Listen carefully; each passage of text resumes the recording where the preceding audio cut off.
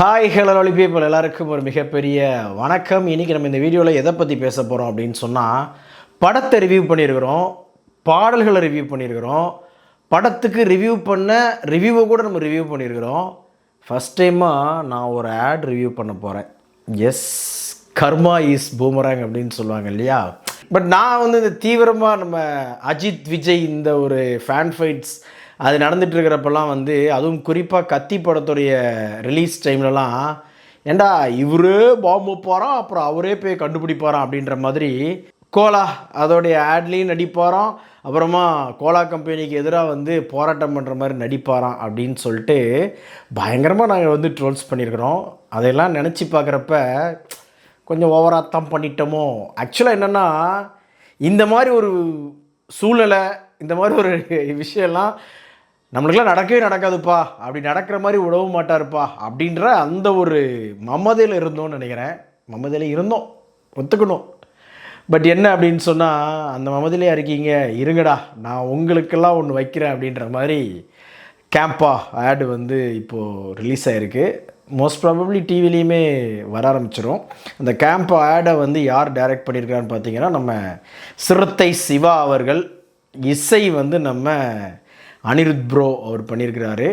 அந்த camp add எப்படி இருக்குது அப்படின்னு கேட்டிங்கன்னா, கான்செப்டை கேட்காதீங்க, கான்செப்ட் இப்படி தான் பண்ண முடியும். ஏன்னா நிறைய பேர் அதை ட்ரோல் பண்ணிகிட்டு இருந்தாங்க.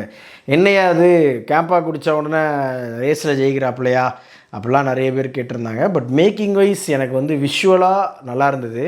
அதே மாதிரி பின்னணி இசை அதுவுமே குறை சொல்கிறதுக்குன்னு எதுவுமே கிடையாது.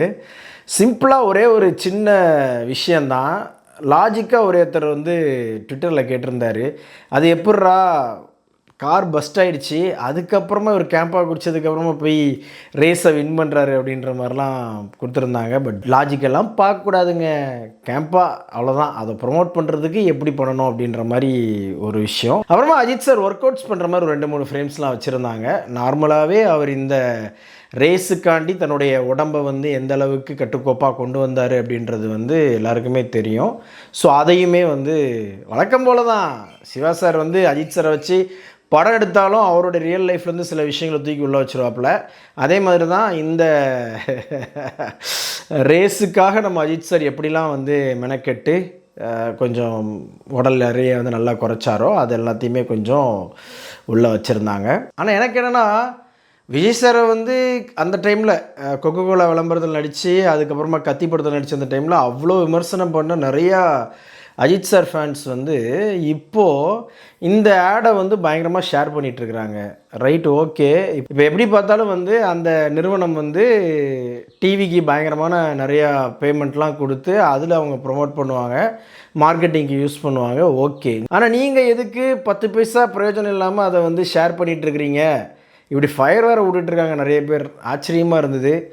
கொஞ்சம் கூட கூச்சமே இல்லையாடா அப்படின்னு தான் எனக்கு கேட்கணும் போல் தோணுச்சு. சீரியஸ்லி எனக்கு சத்தியமாக இதில் கண்டிப்பாக அஜித் சாருக்கு அவருடைய பேஷனுக்கு அது யூஸ் ஆகும்.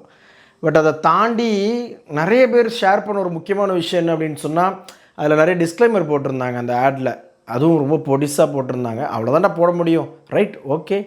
500 ml அதான் குடிக்கணும். அப்புறமா காஃபின் அது ஒவ்வாமை இருந்தால் குடிக்கக்கூடாது.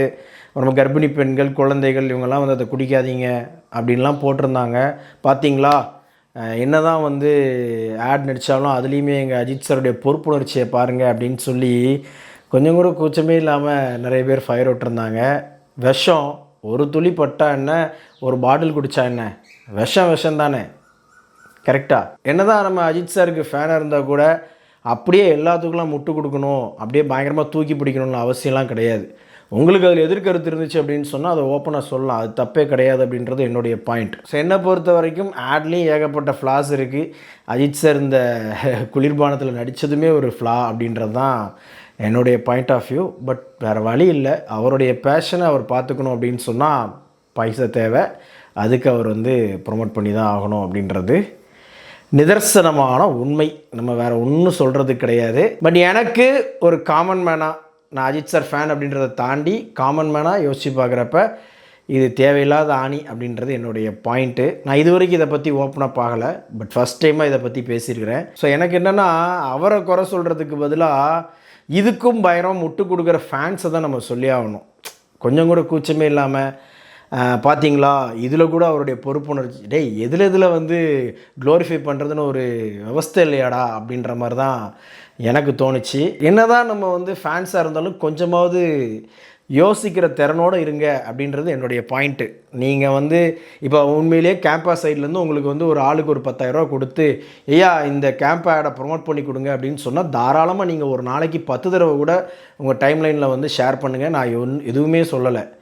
10 பைசாவுக்கு பிரயோஜனம் இல்லாமல் அவருக்கு அது வந்து ஓகே சூப்பர், அவர் பெரிய ஒரு அமௌண்ட் வாங்கியிருப்பார், நடித்தார், எல்லாம் ஓகே.